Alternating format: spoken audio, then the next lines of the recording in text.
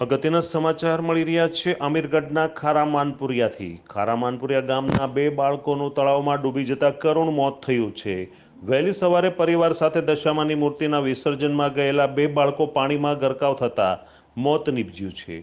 એક જ પરિવારના બે નાના સગા ભાઈઓ તળાવમાં ડૂબી જતા ગામમાં ચકચાર મચી જવા પામી છે।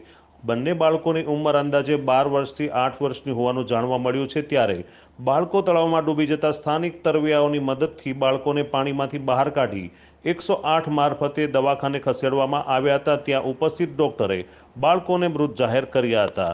બે બાળકો તળાવમાં ડૂબી જવાના કારણે ગામમાં પણ મોતની લાગણી છવાઈ હતી। શ્રાવણ માસ દરમિયાન દશામાના વ્રત ચાલી રહ્યા હતા ત્યારે દશામાના આજે વિસર્જનનો છેલ્લો દિવસ હોવાથી મૂર્તિ પાણીમાં વિસર્જન કરવા જતા દરમિયાન આ ઘટના બનતા સમગ્ર ગામમાં શોકમય વાતાવરણ છવાઈ ગયું છે। Praveen Patel, GTV news, Amirgadh.